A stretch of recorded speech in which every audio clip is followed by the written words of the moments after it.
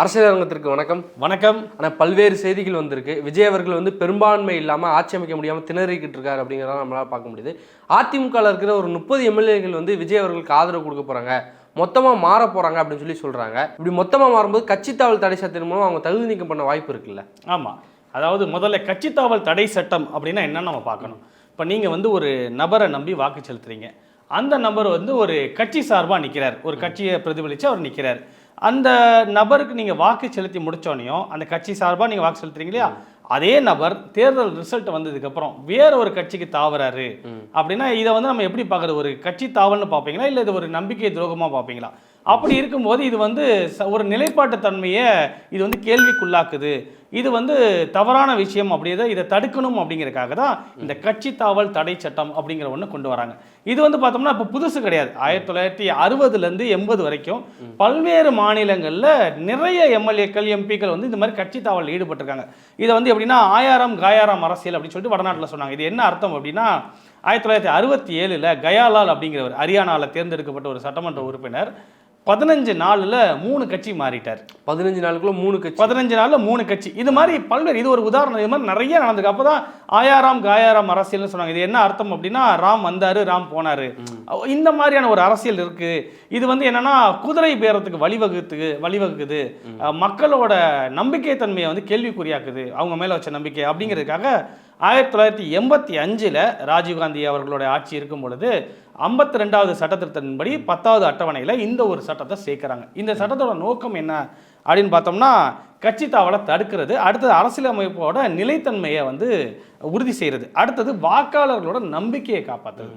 இந்த 3 விஷயங்களுக்காகவும் இந்த ஒரு சட்டத்தை கொண்டு வராங்க. அடுத்து பார்த்தோம்னா இந்த சட்டம் எப்படி வேலை செய்யுது, ஒரு எம்எல்ஏ எம்பி எதனால தகுதி நீக்கம் செய்வாங்க அப்படின்னு பார்த்தோம்னா, முதல்ல ஒரு எம்எல்ஏ இல்லை ஒரு எம்பி ஒரு கட்சி சார்பாக நின்று எம்எல்ஏ ஆயிடுறாரு, தேர்ந்தெடுக்கப்பட்டதுக்கு பிறகு அவர் வேற ஒரு கட்சிக்கு மாறுறாரு அப்படின்னா கட்சி தாவல் தடை சட்டம் அவர் மேலே அப்ளிகபிள் ஆகும். அடுத்தது வந்து பார்த்தோம்னா அவர் வந்து கட்சியிலேருந்து விலகுறாரு, கட்சியை விட்டு அவர் விலகிறாரு அப்படின்னா அவர் மேலே கட்சி தாவல் தடை சட்டம் அப்ளிகபிள் ஆகும். அடுத்தது 3வதா இப்போ ஒரு எம்எல்ஏக்கள், ஒரு கட்சியோட எம்எல்ஏக்கள் எல்லாம் சட்டமன்றத்துக்கு போகிறாங்க அப்படின்னா அங்கே வந்து அந்த கட்சியோட கொறடான்னு ஒருத்தர் இருப்பார். அவர் தான் இவங்க எல்லாத்தையும் லீட் பண்ணுவார், இவங்களுக்கான இன்ஸ்ட்ரக்ஷன் எல்லாமே அவர் தான் கொடுப்பார். இப்போ நாளைக்கு ஒரு சட்டம் பாஸ் ஆகுது, எல்லாரும் அதுக்கு ஆதரவு தெரிவிக்கணும், இல்லை அதுக்கு எதிர்ப்பு தெரிவிக்கணும், இல்லை வெளிநடப்பு செய்யணும், இப்படி எல்லாமே அவர் தான் அந்த உத்தரவுகளை கொடுப்பார். அந்த உத்தரவுகளை மீறி இவர் நடந்தார் அப்படின்னா அவர் மேலே இந்த கட்சி தாவல் தடை சட்டம் அப்ளிகபிள் ஆகும். இதை யார் செய்வாங்க அப்படின்னா சபாநாயகர். இந்த கட்சிகள் வந்து சபாநாயகர்கிட்ட முறையிடுவாங்க, அவர் இந்த நடவடிக்கையை மேற்கொள்வார். இது வந்து நீதிமன்றத்துக்கும் அவர் போகலாம். ஏன்னா சபாநாயகரோட இந்த நடவடிக்கை வந்து நீதிமன்றம் வந்து கண்காணிக்கும், அது வந்து உறுதி செய்யும் இவர் உண்மையாவே தவறு செஞ்சிருக்காரா, இந்த தகுதி நீக்கம் உண்மையா ஸ்பையா அப்படின்னு அது சரிப்பா. அப்போ அதிகாரம் வந்து சபாநாயகர் கையில் தான் இருக்கு. ஏன்னா இது வந்து பார்த்தோம்னா மக்களோட நம்பிக்கை தன்மையை காப்பாற்றணும் அப்படிங்கிறதா. இதுல ஒரு லூப் ஒன்று இருக்கு. அதாவது எல்லா சட்டத்திலையும் ஒரு ஓட்டை இருக்குன்னு சொல்லுவாங்க இல்லையா, அது மாதிரி இதுலயும் ஒரு ஓட்டை இருக்கு. என்னன்னா 3/2 பங்கு எம்எல்ஏக்கள் வெளியில் போனால் மட்டும்தான் அவங்க தப்பிக்க முடியும். இப்போ உதாரணத்துக்கு இப்போ அதிமுகவில் எத்தனை எம்எல்ஏ இருக்கிறாங்க? இந்த முறை 47 எம்எல்ஏ இருக்காங்க இல்லையா, இதில் ஒருத்தரோ 20 3 பேரோ போயிட்டு தாவேக்காக்கு ஆதரவு கொடுக்குறாங்க அப்படின்னா அவங்க மேலே கட்சி தாவல் தடை சட்டம் அப்ளிகபிள் ஆகும். அதான் அவங்க பதவி பறிக்கப்பட்டுரும். ஆமாம், பதவி பறிக்கப்பட்டுரும். இதுவே 3/2 பங்கு இப்போ கிட்டத்தட்ட ஒரு 33 பேர் வரும். இந்த 33 பேரும் மொத்தமாக அதிமுக கலந்து வெளியில் போய் தாவேக்காக்கு ஆதரவு தெரிவிக்கிறாங்க அப்படின்னா அவங்க மேலே நடவடிக்கை எடுக்க முடியாது. என்னன்னா தனிநபராக செஞ்சாதான் தப்பு, மொத்தமாக செஞ்சு நாங்கள்லாம் தாவறோம் அப்படின்னா அது ஒரு ஸ்ட்ராட்டஜி. ஒரு ஆளாக செஞ்ச குற்றம், மொத்தமாக செஞ்ச கலவரம் சொல்லுவாங்க. அந்த மாதிரி தான் இது வருது. இது வந்து பார்த்தோம்னா இங்கே வட மாநிலங்களில் அதிகமாக மகாராஷ்டிராவில் இருந்திருக்கு, கர்நாடகாவில் அடிக்கடி நடந்திருக்கு. ஒரு எம்எல்ஏ ரிசைன் பண்ணுறாங்க, மறுபடியும் கண்டெஸ்ட் பண்ணுறாங்க, புதிய கவர்மெண்ட் உருவாகுது. இந்த மாதிரியெல்லாம் நடக்கக்கூடாது. ஒரு கட்சி சார்பாக நின்றுட்டு மறுபடியும் கட்சியை தாவிக்கிற இதெல்லாம் நடக்கக்கூடாது அப்படிங்கிறதுக்காக இந்த சட்டம் உருவாக்கப்பட்டுச்சு.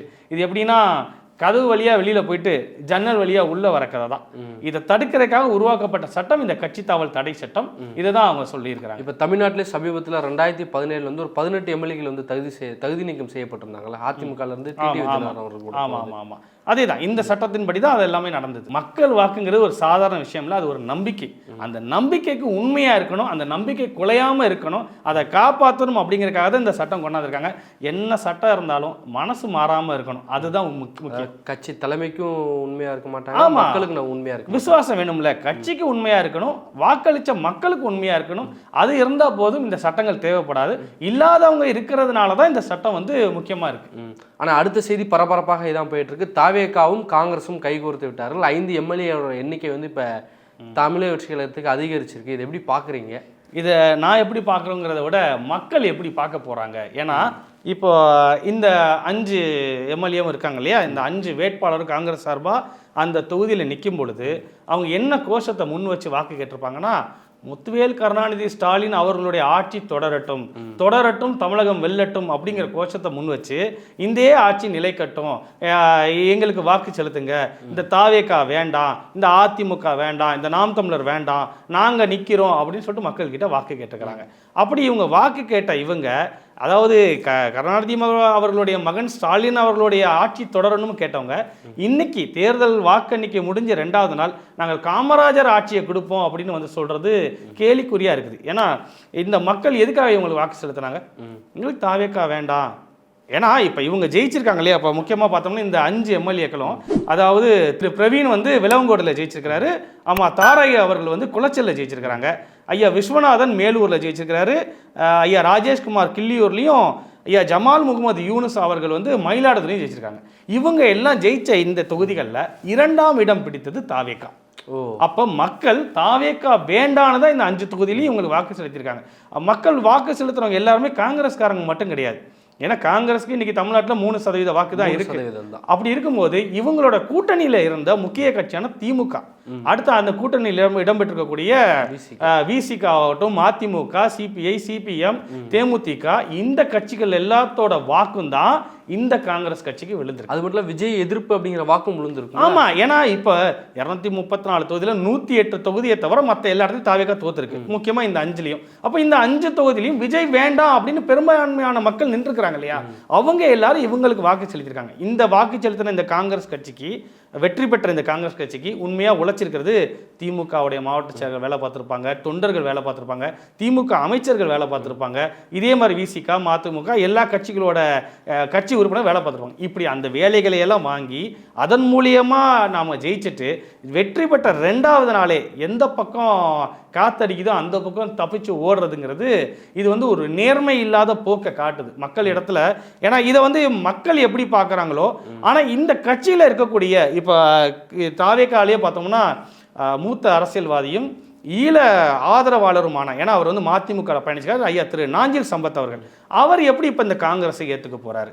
அடுத்து வந்து பார்த்தோம்னா இதே தாவேகாலே ஒரு அனுபவசாலி தம்பி லயோலா மணி, ஏன்னா 2013 பொது வாக்கெடுப்பு, தமிழகத்துக்கான பொது வாக்கெடுப்பு கோரி மாணவர்களோட ஒரு போராட்டத்தில் வெளியில வந்தவர் தான் தம்பி லயோலா மணி. அவர் இப்போ எப்படி இந்த காங்கிரஸை ஏற்றுக்க போறாரு? போக பல பேர் ஈழ ஆதரவோட தலைவரை நேசிச்சு பல பேர் இருக்காங்க. தாவேகாலே நிறைய தம்பிகள் இருக்காங்க. ஆமா, அவங்களுக்கு தமிழ் தேசியம் ஒரு கண்ணு இல்லையா, கையை வச்சு குத்திக்கிட்டாங்களா? அதை ஒரு கண்ணு தமிழ் தேசியம், ஒரு கண்ணு திராவிடம்னு தான் அவங்க பேசுறாங்க. அப்ப அந்த ஒரு கண்ணை மட்டும் மூடிட்டு எப்படி ஒரு கண்ணில் பயணப்படுறது? அப்ப இது உள்ள இருக்கக்கூடிய ஈழ விரும்பிகள், ஈழ ஆதரவாளர்கள், தலைவரோட ஆதரவாளர்கள் இதை எப்படி பார்க்க போறாங்க, எப்படி இணைஞ்சு பயணிக்க போறாங்க அப்படிங்கிறது. அந்த ரத்த கையோட எப்படி கை கோர்க்குறாங்க? அது எப்படின்னா, இது தேர்தலுக்கு முன்னாடியே இப்போ காங்கிரஸில் வந்து 2 குழுவாக இருந்தாங்க. ஐயா செல்வ பிறந்தகை வந்து திமுக பக்கம் போடணும்னு இருந்தார், இந்த பக்கம் ஐயா மாணிக் தாகூர், அம்மையார் ஜோதிமணி எல்லாருமே தாவேகா பக்கத்து போகணும் அப்படின்னு இருந்தாங்க. இது எப்படியோ ஒரு வழியாக சரி செய்யப்பட்டு திமுகவோட கூட்டணியில் இருந்தாங்க. ஆனால் ஜெயிச்ச உடனேயுமே இங்கே தாவேகா ஜெயிச்சிருச்சோன்னையும் இங்கே இருந்த ஐயா மாணிக் தாகூர் போன்றவர்கள்லாம் வந்துட்டு மேலே பேசி எப்படியோ இதை ஒத்துக்க வச்சுட்டாங்க. இதுக்கு ஐயா இவர் என்ன சொல்றாரு, கார்த்திக் சிதம்பரம் என்ன சொல்றாருன்னா, இது ஒரு சாதாரண நடைமுறை தான், இதெல்லாம் புதுசு கிடையாது, இது ஐரோப்பால இதெல்லாம் ரொம்ப சகஜம். ஐரோப்பால எப்படி சொல்றது இல்லை, அவன் வந்து அவன் எப்படி வேணாலும் வாழ்வான், நம்ம வாழ முடியும். பார்க்குறவருக்கு அப்படி தானே இருக்கு. நெட்ஃப்ளிக்ஸ் பார்க்குற, வேற என்ன வெப்சைட்டுன்னு தெரில. அதாவது அவன் வாழ்கிற வாழ்க்கையை நம்ம வாழ முடியாது. இங்கே வந்து இந்தியா, தமிழ்நாடு, முக்கியமாக தமிழ்நாட்டில் வந்து உண்மை, நேர்மை, ஒழுக்கம் இருக்கணும். அப்படி தான் அரசியலை அணுகணும். அரசியல் என்பது மக்களுக்கான தேவையும் அதை சரி செய்யக்கூடிய சேவையும் தான். இந்த இடத்துல வந்து முக்கியமானது ஒழுக்கமும் நேர்மையும் தான். அதை மீறி இவங்க போகிறாங்க அப்படிங்கும்போது இதை வந்து திமுகவுக்கு இதெல்லாம் தேவை அப்படின்னு தான் சொல்லுவோம். ஏன்னா ஒரு இனப்படுகொலைக்கு துணை நின்ற கட்சி, இனப்படுகொலை முன்னின்று செஞ்ச கட்சி இந்த காங்கிரஸ் அப்படிங்கிறது தான் பொதுவான பார்வை. அப்படிப்பட்ட காங்கிரஸை அது இனப்படுகொலை செய்யும் போது அமைதியாக இருந்தாங்க. அதன் பிறகும் இந்த காங்கிரஸ் கட்சினால தமிழ்நாட்டுக்கு எந்த பிரயோஜனமும் இல்லை, 3% வாக்கு தான், அதை தூக்கி போடணுங்கிற எண்ணமே இல்லாமல் கடைசி வரைக்கும் தான் முதுகுல சுமந்துக்கிட்டு அவங்க பயணப்பட்டதுக்கு தேவை அப்படின்னு தான் நான் நினைக்கிறேன். 10 வருஷம் முதுகுல தூக்கிட்டு சுமந்தாங்க, இப்போ எங்கள் முதுகுலே குத்திட்டு போயிட்டாங்கன்னு சொல்லி திமுகவினர் பேச ஆரம்பிச்சிட்டாங்க. ஆமாம். அது மட்டும் இல்லாமல் ஒரு சில பொதுமக்கள் என்ன கேட்குறாங்கன்னா, எப்படி செத்தவனையும் கொன்றவனையும் ஒன்றா ஆதரிக்க போறீங்க தாவேக்கா? அதுதான் நமக்கும் கேள்வியாக இருக்குது. இப்போ திரு விஜய் அவர்களும் ஈழ போராட்டம் நடக்கும்போது ஒரு உண்ணாவிரதத்தில் வந்து கலந்துக்கிட்டாரு. 500 ரூபாய் அவரால் முடிஞ்ச ஒரு தொகையை வந்து பங்களிப்பாக கொடுத்தாரு. தொகையை கொடுத்துட்டாரு, அவரால் முடிஞ்சது கொடுத்தாரு, 500 ரூபா பணம்.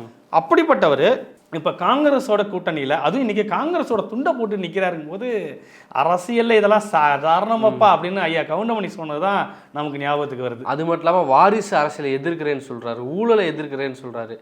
ஜவஹர்லால் நேரா இருக்கட்டும், இந்திரா காந்தியாக இருக்கட்டும், ராஜீவ் காந்தி, சோனியா காந்தி, அப்புறம் ராகுல் காந்தி, பிரியங்கா காந்தி, இதெல்லாம் வாரிசு அரசியலில் வராதானே? வாரிசு அரசியலில் வராது. அவங்களாம் ஊழல் செய்யாத கரைபடியாத கரங்கள் சொந்தக்காரங்க. ஏன்னா டிவிகே பொறுத்த வரைக்கும் ஒரு வாஷிங் மிஷின் வச்சிருக்காங்க. அந்த வாஷிங் மிஷினில் யார் இருந்தாலும் உள்ளே போட்டு வெளியில் எடுத்துட்டோம்னா அவங்க வெளுத்துருவாங்க. அதே மாதிரி இப்போ வெளுத்திருக்கு, சாயம் வெளுத்திருக்கு, மக்களுக்கு புரியும் போக போக. ஆனால் அடுத்ததாக பெரும்பான்மை நிரூபிக்காவிட்டாலும் நாளைய தினம் வந்து விஜய் அவர்கள் நேரு ஸ்டேடியத்தில் வந்து பதவியேற்க போறாரு. இன்று தினம் ஆளுநர்லாம் சந்திச்சிருக்காரு. இந்த பதவியேற்பு விழா கோலாகலமாக ஏற்பாடுலாம் நடந்துகிட்டு இருக்கு. இது பழைய செய்தியாச்சப்பா, இதையும் இப்போ பேசிட்டு பழைய செய்தி இன்னைக்கு தானே தகவல் வந்திருக்கு, நாளைக்கு தான் பதவியேற்க போறாரு அவர். இது 2024 சொல்லிட்டாங்களே. 24 எப்படின்னு? அதாவது இந்த கோட் படம் வந்துச்சு இல்லையா, ஆமா, அதில் வந்து பார்த்தோம்னா 2024 வெளிவந்துச்சு. அதுலேயே வந்து சத்தம் பத்தாது விசில் போடு அப்படின்னு அவர் விசிலை வச்சுக்கிட்டு பாட ஆரம்பித்தார். சரி, ஏதோ சிஎஸ்கேக்கு தான் இது மறைமுகமாக சொல்கிறாங்க விசில், ஏன்னா சிஎஸ்கேல தான் பெரும்பான்மையாக விசில் அடிப்பாங்க. ஸோ அதை தான் நம்ம நினச்சது. ஆனால் கடைசியில் அவருக்கே அந்த விசில் சின்னம் வந்துச்சு. அவர் வந்து முற்றும் உணர்ந்த ஞானி அப்படின்னு தான் நம்ம சொல்லணும். ஏன்னா 2024 தனக்கு கிடைக்க போகிற சின்னத்தை வந்து அவர் பிரபலப்படுத்தியிருந்தார். அதற்கு அடுத்து பார்த்தோம்னா அந்த படத்தோட இயக்குனர் திரு வெங்கட் பிரபு, அந்த படத்தில் விஜய் அவருடைய கார் ஒன்று காட்டுவாங்க. அது வந்து TN07 CM 2026 அப்படின்னு போட்டிருக்கோம். அப்போ CM 2026 உண்மையாயிடுச்சு. TN07 7ஆம் தேதி, நாளைக்கு 7ஆம் தேதி பதவியேற்பும் TM 7ஆம் தேதி CM 2026. அப்போ இதெல்லாம் பழைய செய்தியாச்சு. இதான் ஏற்கனவே அவங்க சொல்லிட்டாங்களே, குறிப்பால ஏற்கனவே அமைச்சரவை வெளியிட்டாங்க, இனோவா கார்லாம் வரிசை அமைச்சரவை வெளியிட்டாங்க.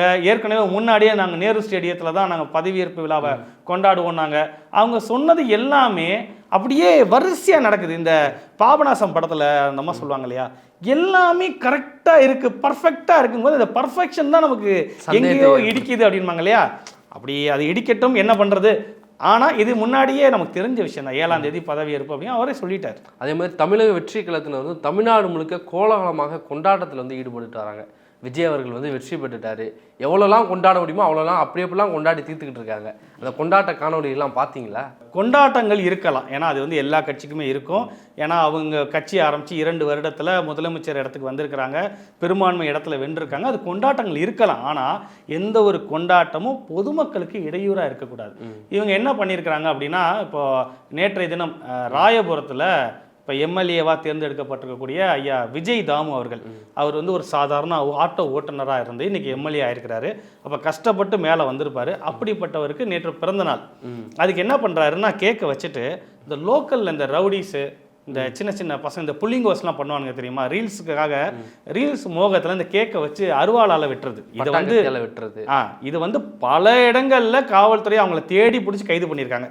அப்படிப்பட்ட ஒரு செயலில் ஈடுபட்டார். என்ன பண்ணுறாருன்னா, அவருடைய பிறந்தநாள் கேக்கை வச்சுட்டு கட்சிக்காரங்க முன்னாடி ஒரு பெரிய வாள் எடுத்து அந்த கேக்கை வெட்டுறாரு. பக்கத்தில் நின்ன மூத்த அரசியல்வாதி, அதாவது அவங்களோட மூத்த அரசியல்வாதியும் அனுபவசாலியுமான தம்பி லயலாமணி அதை தடுக்கிறாரு. அண்ணே இது வேண்டானே காதில் போய் சொல்கிறாரு, இது வேண்டாம், சுற்றி வீடியோ எடுக்கிறாங்க, இதை பண்ணாதீங்க அப்படின்னு. இவர் என்ன தெரியுமில்ல, நீ பேச்சாளர், நான் எம்எல்ஏ, நீ வந்து எனக்கு அட்வைஸ் பண்ணிட்டு இருக்கிற, போப்பா அங்கிட்டுன்னு அவர் போட்டார். ஒரே போடா வெட்டிட்டு இது ஒரு வீடியோ வந்திருக்கு. இது வந்து தவறான செயல். ஒரு மக்களால் தேர்ந்தெடுக்கப்பட்டிருக்கக்கூடிய ஒரு பிரதிநிதி மக்களுக்கு முன் உதாரணமாக இருக்கணும். ஏன்னா இன்னைக்கு இது வந்து காமராஜர், கக்கன், ஜீவானந்தம் போன்றவர்கள் வாழ்ந்த ஒரு மண். இந்த மண்ணில் இப்போ எனக்கு தெரிஞ்ச அன்னவாசலில் ஒரு எம்எல்ஏ இருந்தார். என்ன வருடம்னு எனக்கு சரியாக தெரில. அவர் எம்எல்ஏவான பிறகும் பேருந்திலேயே பயணம் பண்ணிட்டு இருந்தார். Communist MLA. அவருக்கு வந்து கட்சி சார்பாக ஒரு காரை கொடுத்து அதில் போக சொன்னாங்க. அதில் தான் போய் விபத்தில் அவர் இறந்து போனார் துரதிர்ஷ்டவசமாக. அது மாதிரியான எம்எல்ஏக்கள் வாழ்ந்த இந்த ஒரு நாட்டில் உங்கள் கட்சி தலைவருக்கும் கெட்ட பேர் இது. ஏன்னா இன்னைக்கு சோசியல் மீடியா முழுக்க பரவிடுச்சு. உங்களுக்கு வாக்களித்த மக்களும் என்னடா இப்படி ஒரு தப்பை பண்ணிட்டோமேன்னு 2வது நாளேவா வருத்தப்பட வைக்கிறது, கொஞ்சம் டைம் கொடுக்கலாம்ல. ஏன்னா நம்ம மக்கள் வந்து ரொம்ப பாவம், அவங்க வந்து அப்பாவி, அவங்களுக்கு வந்து எதுவுமே தெரியாது. ஒரு குழந்தைங்க ஆசைப்பட்டதுக்காகலாம் என்ன வேணாலும் செய்யக்கூடிய மக்கள். அப்படிப்பட்ட அந்த பிஞ்சு நெஞ்சு மக்களுக்கு கொஞ்ச நாளைக்காவது நீங்கள் கொஞ்சம் கண்ட்ரோலாக இருக்கணும். ஏன்னா வலியா உடனே தாங்கிக்க மாட்டாங்க இல்லையா? இப்போதான் வந்திருக்கீங்க, ஒரு 6 மாதம் அவங்க தெரிஞ்சுக்கட்டுமே, உடனே ஏன் அப்படி அதிர்ச்சி வைத்தியத்தை கொடுக்கணும்? அதே மாதிரி இவர் இந்த பக்கம் அப்படி பண்ணுறாருன்னா, இன்னொரு ஊரில் என்ன பண்ணுறாங்கன்னா, ஆட்டை நடு ரோட்டில் வெட்டி ரோட்டில் போட்டு சுற்றி டான்ஸ் ஆடிட்டு இருக்காங்க. கோயில் குளத்தில் வெட்டும் போதே குழந்தைங்க கண்ணெல்லாம் நம்ம மூடி விட்டுருவோம், வேண்டாம் ரத்தத்தை பார்க்க வேண்டாம், ஆடு துடிக்கிறத பார்க்க வேண்டாம். ஆனால் இவங்க நடு ரோட்டில் பொதுமக்கள் முன்னாடி அந்த ஆட்டை வெட்டிட்டு அதை சுற்றி டான்ஸ். அதே மாதிரி இன்னொரு ஊரில் பேருந்து நிலையத்துக்குள்ளார காரில் எல்லாம் மேலெல்லாம் ஏறி உக்காந்துக்கிட்டு கொடியை வச்சு சுற்றிக்கிட்டு மக்களுக்கு இடையூறா பேருந்து நிலையத்துக்குள்ள காவல்துறை வழக்கு பதிவு செஞ்சாங்க. இது மாதிரி நிறைய உதாரணங்களை சொல்லலாம். ஆட்டோவில் ஸ்டண்ட் அடிச்சு ஆட்டோவில் வீலை தூக்கிட்டு ஓட்டியிருக்கிறாரு. இன்னொரு மாற்றுக் கட்சியை சேர்ந்த ஒரு பெண்மணியோட கடை வாசலில் போய் நின்றுட்டு ஆபாசமாக கத்திட்டு கடைசியில் அவங்க கட்சி பேரை சொல்லி கத்துறாங்க. அதாவது நீ செய்யணும்னு முடிவு பண்ணிட்ட, அதை வந்து ஆபாச வார்த்தையை மட்டும் சொல்லிட்டு போயிட்டா கூட உன் கட்சிக்குன்னு ஒரு கண்ணியம் இருக்கும். ஆபாச வார்த்தையில் திட்டி அவங்கள அசிங்கப்படுத்திட்டு அந்த இடத்துல உன் கட்சி பேரையும் சொல்லி கோஷம் எழுப்புறேன்னா உன் கட்சிக்கு தான் அவமானம். அந்த இடத்துல ரெண்டுக்கு வித்தியாசம் தெரியலையா? ஏன்னா அவங்க அந்த பெண்மணி அசிங்கப்படுத்துறதா நினச்சிக்கிட்டு அவங்க கட்சியை தான் அசிங்கப்படுத்திக்கிறாங்க. இதை தான் நம்ம சொல்கிறோம். நீங்கள் வந்து பெரும்பான்மை இடங்களுக்கு வந்திருக்கிறீங்க, உங்களுக்கு இப்போ தான் பொறுப்பு அதிகமாக தேவைப்படுது. எந்த அரசியல் வேண்டாம், அதாவது தீய சக்தி வேண்டாம், ஊழல் சக்தி வேண்டாம், பாஜக வேண்டாம்னு சொல்லி நீங்கள் வந்திருக்கீங்களே, அவங்க செஞ்ச தப்பெல்லாம் நீங்களும் செய்கிறீங்கன்னா உங்களுக்கும் அவங்களுக்கு என்ன வித்தியாசம்? இதோட பெருசாக காரைக்குடியில் வந்து காங்கிரஸோட ஆஃபீஸ் மேலே ஏறி தாவேக்கா கூட்டி இது என்ன மாதிரி மனநிலைன்னு தெரியல. நேற்று நைட்டு கட்டியிருக்கேன், காலைல கூட்டணி. அதாவது இவங்க வந்து ஐயா கருணாநிதியை ஏற்றுக்கிட்டாங்க, அண்ணாவையும் ஏற்றுக்கிட்டாங்க. அண்ணா சொல்கிறார் மாற்றான் தோட்டத்து மல்லிகைக்கும் மனம் உண்டு அப்படின்னு. அப்படி இவங்க தன்னை தயார்படுத்திக்கிட்டு மக்களுக்கு ஒரு உதாரணமாக வாழணும். ஆமாம் நாங்கள் ஓட்டு போட்டது சரிதான்னு காட்டணும். ஆனால் 2வது நாளே பல இடங்களில் மக்கள் என்ன சொல்கிறாங்க, என் குழந்தைங்க சொன்னாங்கன்னு தெரியாமல் போட்டேன், இப்போ தம்பி நான் மட்டும் போட்டால் என்ன ஆயிர போதுன்னு நினச்சேன், இப்படி ஆயிருச்சே அப்படின்னு மக்கள் புலம்புறதை நம்ம கேட்குறோம். அப்போ இவங்களுக்கு அந்த பொறுப்புணர்வு வேணும். அரசியலில் முதல்ல உண்மையும் நேர்மையும் ஒழுக்கமும் வேணும். ஏன்னா ஒழுக்கம் இல்லைன்னா மக்கள் தூக்கி தூர எறிவாங்க. இன்னைக்கு உங்களை பெரும்பான்மை கொடுத்துருக்காங்கன்னா அதே மக்கள் நாளைக்கு தூக்கி எறியறதுக்கு ரொம்ப நேரம் ஆகாது. மக்கள் ஒரு அபரிதமான நம்பிக்கையில் ஓட்டு. ஆமாம், நீங்கள் என்ன பண்ணினாலும் இன்னைக்கு இந்த டிஜிட்டல் யுகத்தில் உங்களுக்கு எதிர்கட்சிகள் நிறைய இருக்குது, வலிமையான எதிர்கட்சியாக நிறைய பேர் இருக்காங்க, நாங்களும் இருக்கிறோம். அதனால் இவங்க வந்து ஒரு பொறுப்புணர்வோடு செயல்படணும். நல்ல நோக்கங்களுக்கு நல்லதை செய்யுங்க, உங்களை பாராட்டுறதுக்கு தயாராக இருக்காங்க. ஏன்னா நீங்கள் ஆட்சியை பொறுப்பேற்ற உடனே பல்வேறு தலைவரும் உங்களை வாழ்த்து சொல்லியிருக்கிறாங்க. வாழ்த்தின வாயால் அடுத்த நாளே உங்களை திட்டம் வச்சிடாதீங்க, பொறுப்புணர்வோடு செயல்படுங்க அப்படிங்கிறதா மக்களோட எதிர்பார்ப்பாக இருக்குது. பல்வேறு செய்திகள் குறித்து பார்த்தோன்னா நாளை மீண்டும் இணைகிற வரைக்கும் நன்றி. சாட்டை எடுத்து நாட்டை திருத்து இளம் தலைமுறை.